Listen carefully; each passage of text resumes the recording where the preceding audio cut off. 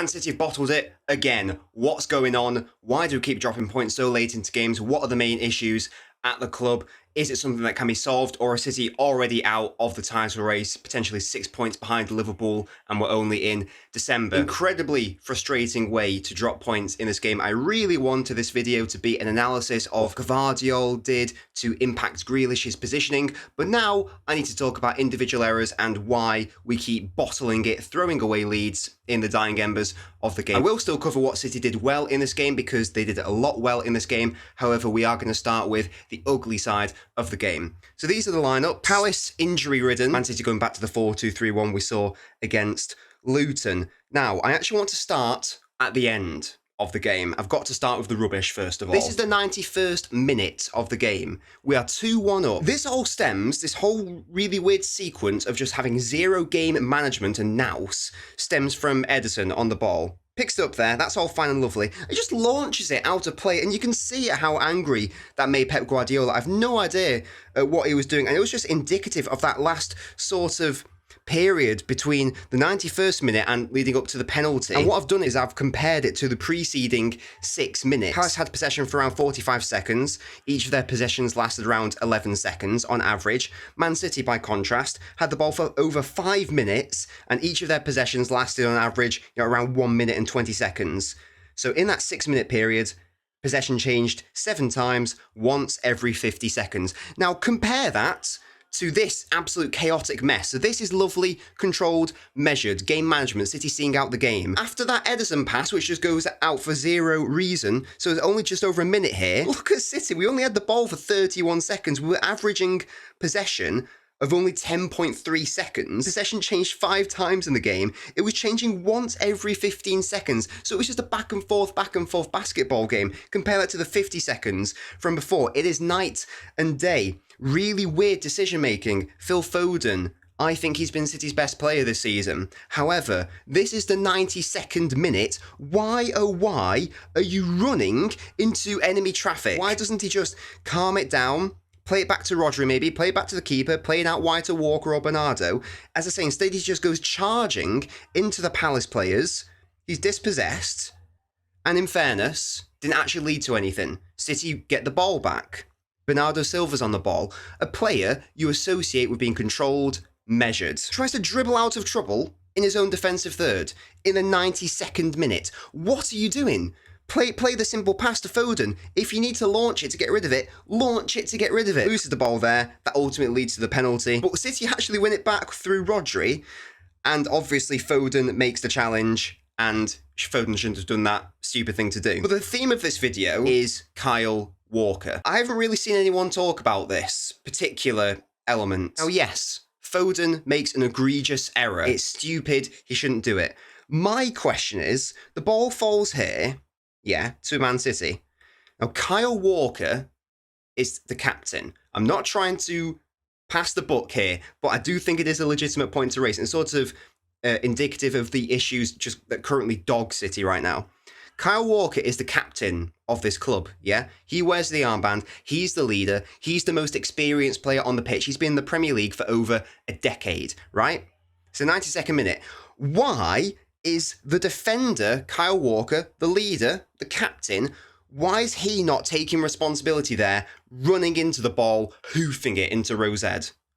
Why is he letting Phil Foden run onto it and take that responsibility and burden? Again, Foden shouldn't make the challenge, but I just feel like that was a really weird move by Walker, in my opinion. I'm amazed that because he's such normally an aggressive player as well. I'm amazed he didn't just run onto it and boot it, but in the end it is Foden who boots the player.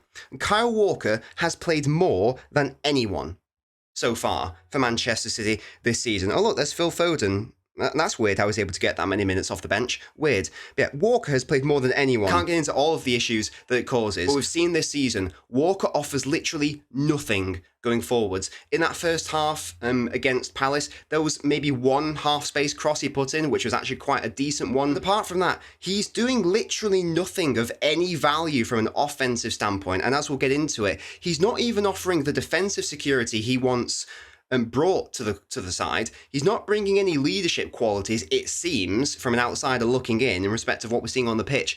So I don't actually know what he's offering anymore. Now, a while ago, when it was the Leipzig video, I discussed the differences between Gvardiol and Walker, how Gvardiol had so many more touches than Walker and was actually impacting the game. Now, what was interesting was Walker, this is a pass grid, which basically shows the most frequent pass combinations. Walker, now he's actually made nearly more passes than anyone else. Only Ruben Diaz has actually made more passes than him. The issue is that we know that Walker offers nothing going forward. He's one of the most involved, but he's not actually doing or offering anything. Most of his passes were just sideways, lateral, doing nothing, just going back to Ruben Diaz, sometimes trying to find Bernardo. He just offers nothing. We know this by now. And that defensive point, he's not even doing the defensive job anymore. This is just one example. It didn't actually lead to anything. What do we associate Kyle Walker with? Being really aggressive and tenacious and being strong in the 1v1 duels. There he is. He just lets the player run past him, burns him for pace. That's a worry. Is Kyle Walker, slowing down potentially? Gets out-muscled, and it requires Rodri to come and bail him out. This is the first goal. A lot has been made about Ruben Diaz in particular. I don't think that's necessarily fair, which I'll get into. There is no danger here. Zero danger, yeah? City in a good defensive shape there. There's only 2 Crystal Palace players actually involved in this attack, really, once that ball is played through. Versus what appears to be 4 Man City players. Why is Walker so far behind play already? He loves talking about how quick he is. He loves talking about his pace. Why, within the space of a few seconds, has he allowed that Crystal Palace player to just get ahead of him? Ruben Diaz, who is a fantastic defender, is slow. He is not a fast player. So why isn't Walker backing him up? Why isn't he sprinting, but busting a gut to get back and help out Ruben Diaz? Walker was jogging back. He wasn't actually helping. Again, Ruben Diaz gets beat easily. You can criticise him for that. That's fine. Again, I criticise Ake a bit more. Ake is ahead of his man here. Then he just lets him go. Tap in. Really weird defensive errors which came from nothing. One ball over the top. I question Kyle Walker's positioning and desire to get back. Of course, I question Diaz maybe not being aggressive enough in the tackle and Ake's positioning, but it all comes back to Walker for me. I don't actually know what he's offering if he's not even offering that defensive solidity. And it's so frustrating because we absolutely dominated and battered Palace. I'm more than happy to give the opposition their due when I feel like they've played well. When Villa battered us, I made it quite clear they were unreal, deserved to beat us 3-4-0. Palace offered nothing throughout the game. We were so good in that first half in particular, so fluid, so threatening, even in the second half as well. And it was only for 2 periods where we just allowed Palace in and they came in. It was just embarrassing. It wasn't even close. That's the annoying thing. That first half was maybe the best I've seen us play this season. And we just threw it away for no reason. It was such a frustrating game to watch. I'm now going to touch on the positives. So, for what that's worth. Average positions. This is annoying. I really wanted to talk about this in the video. Gvardiol's position was really good. We've talked about the issues of Walker. Let's talk about what he should be doing, what he should be offering the side. What Gvardiol did was he was asked to hold the width on the left, and what that meant was that Jack Grealish could basically play centrally, essentially, and that was the key for both goals, in my opinion. Here's Grealish just a few seconds before the first goal. There is Gvardiol holding the width out. There, as I say, allows Grealish to play more as a central midfielder. Comes to Diaz here. Foden does the thing we know that he does. He scans and he asks and demands for the ball. Receives it here, and because Gvardiol is holding the width, it means that Grealish is allowed to be inside, so it means that Grealish is actually there to receive that ball. Foden, fantastic ball through. Grealish, as I say, because he's not playing out there, he's playing there, because Gvardiol is pushing him inside. It's a really good finish. That's 3 goals in 3 games for Jack Grealish. The centre was where we created everything. Again, that was because Gvardiol, playing on the left, allowing Grealish to come into the middle, helped the fact that Palace were really trying to compress and narrow their midfield to try to make everything compact.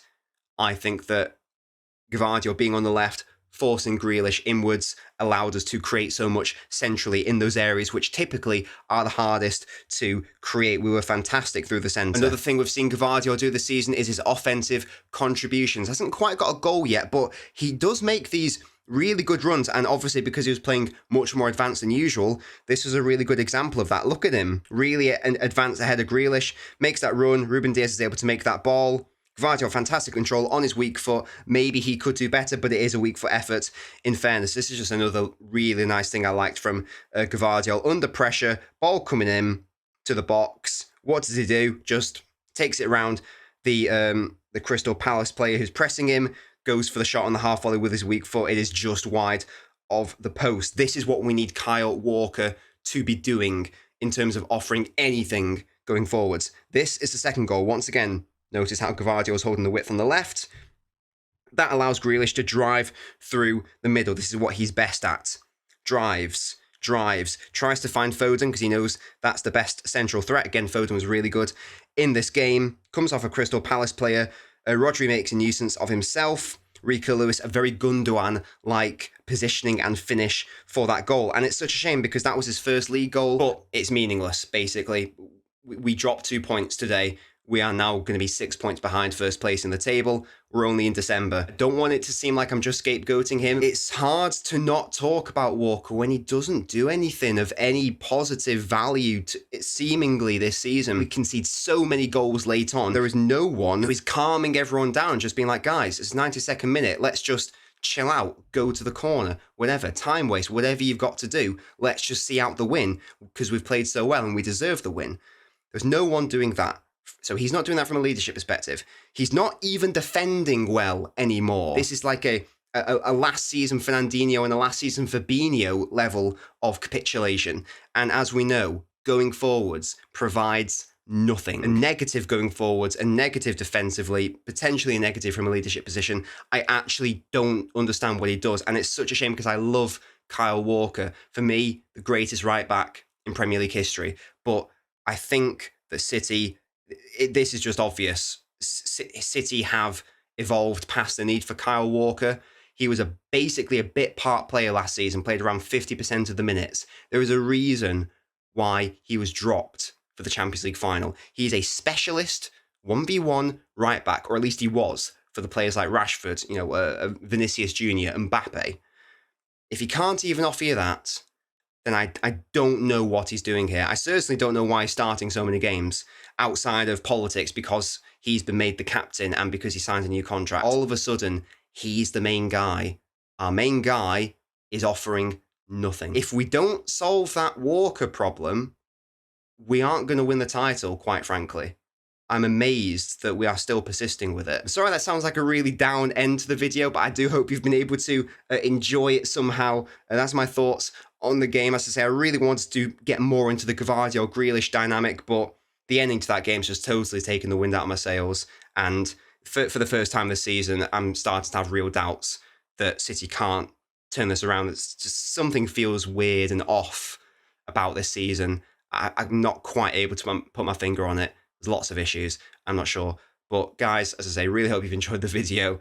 If you can somehow. Hopefully, let's go become world champions. Yeah, let's win the Club World Cup. And maybe get some joy there. Yay. Goodbye, guys.